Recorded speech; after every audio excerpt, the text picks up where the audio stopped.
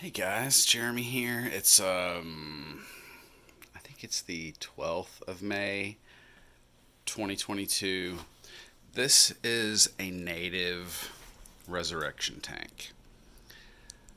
It consists of a bit of really garden soil from the ditch in the back of my backyard, which is down here. That's capped with some sand, literally sand that I pulled out of other aquariums, sand that I pulled out of a pond, and some sand that was just laying around. But three different sources of sand. It's all concrete sand type sand. And then leaf litter. Leaf litter from a local waterway that I knew to be kind of robust. Plants that are from local sites, private property. Most of them are from my property from here, just like really literally in my backyard. Proserpinaca, lizard's tongue, riccia, and there's some others. But that stuff's really not why I'm showing you this video. I'll give you a glimpse of this. This was just set up yesterday, so still super murky. Stuff's still settling, but some of this stuff's really cool, like the local riccia. I think it's just beautiful. Crystal wart. Uh, it's this stuff was in a pretty low light environment, so I'm going to leave it here without a dead. No, got a flood lamp right there I can turn on. I think that's a 30 watt. Excellent grow light, but I'm gonna try this without. It's here in a window, so I'm just gonna see what happens. Now, see that thing moving? That's why I'm shooting this video, to show you guys just really like how much stuff is living in here. A friend of mine was just over a moment ago, and she pointed out some of the stuff that was crawling around in the bottom down here. I don't know that I'm going to see these things, but I'm going to try really hard to find and share with you. They looked like little millipedes. There were three of them kind of in a row. Huh. Admittedly, it may take me a moment to find. There was something moving right down here. I don't know that you guys are going to have the same. Oh wow, there's a shrimp or something. Yeah. Freshwater shrimp. Glass shrimp like thing. There was some little thing moving, like a flea sized thing. Pretty sure it's not a flea. They don't swim that well.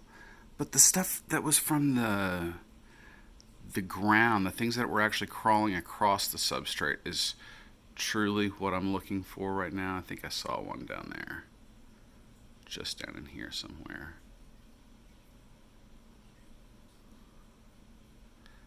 Yeah, there's one. Center screen. It's still right now. I'm sorry, we're zoomed in a lot right now. But center screen, there's something crawling. It's very hard to see. But that thing, what it is, I do not know. Some type of thing. But it's alive. And there's some type of worm. That was probably a terrestrial worm that got in. I don't know. These little things, though, very interesting. There are actually two or three of them in the shot right now. I don't know what they are. Some kind of little copepods or something things. No claim to knowledge about that. This is how I'm going to be getting my knowledge of things like that. And I would highly recommend doing this. If you know somebody has a creek in their backyard, go back there and try this. I'm blown away. I should have done it years ago. I guess it was about 2 years ago. Father Fish and I were talking, and he was encouraging me to do just this. And I thought, Yeah, I'm doing other stuff. Let me do my other stuff. So I've done leaf litter. I've done. You guys who have watched my videos know that this is really similar to how I set up my tanks in general. But this one, there was just a dedicated effort toward putting a native spin on things. And I'm very glad that I did. This is just the beginning of how interesting a southeastern United States native tank can be. In some of my other tanks, there are locally collected roripa and cardamine. Those will both be coming in here. This riccia is going to start looking really interesting once these. See, there's a lot of debris at the top of this tank. All of that stuff, I'll be collecting that off and separating it from the floating stuff. I'm hoping that this tank doesn't really get a duckweed presence because it may be a bit detrimental to Riccia crystal wart. The green water, I think it's great. I would be a-okay if there were hydra that come to establish themselves in this tank. I'll actually be hoping for hydra. Hydra is super interesting, but that may be detrimental to the green water. I just love the color of that water, guy. It's freaking fantastic. This is the first true biotope I've ever created. I've created things that I called attempted biotopes. I knew they weren't true biotopes. This, in fact, is a true biotope. It's truly a Little Rock, Arkansas biotope. And it will stay that way. It will change. All aquariums change over time. They're not static. They're incredibly dynamic. In other words, they're never the same moment to moment. They can't be. Second to second, they're not the same. Always in a state of flux and change. But I'm enjoying this. It's super different from any aquarium I've ever kept in the past, any aquarium I've ever seen, and I have a marked level of excitement about this project. I'm not sure how long I will. Basically, I'm establishing microbiology and smaller macrobiology. We're establishing the fungi cultures.